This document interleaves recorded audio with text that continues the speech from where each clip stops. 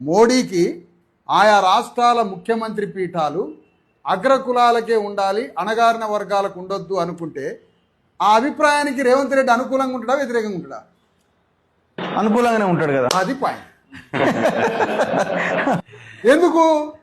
తెలంగాణ రాష్ట్ర ముఖ్యమంత్రి పీఠం బీసీలకు ఇవ్వాలని మోడీ అన్నాడు అనుకో, అప్పుడు రేవంత్ రెడ్డి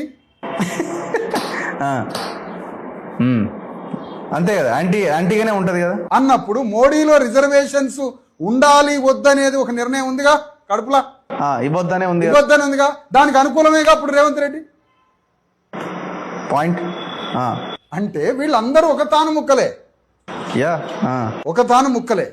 అయితే చెప్పిండు కదా, నేను స్కూల్ ఒకటి. వెరీ ఇంపార్టెంట్ పాయింట్ ఇది, చాలా లాజికల్ పాయింట్. అయితే అంటే దీని ద్వారా మీరు అర్థం చేసుకోవాల్సింది ఏంటంటే, ఈ దేశంలో ఉన్న అగ్రవర్ణ పాలక వర్గం అంతా ఒకే తాను ముక్కలు, ఒకే స్వాభావిక లక్షణం గుణం ఉన్న వర్ణ వ్యవస్థని కాపాడేటువంటి వర్ణధర్మ పరిపాలకులు.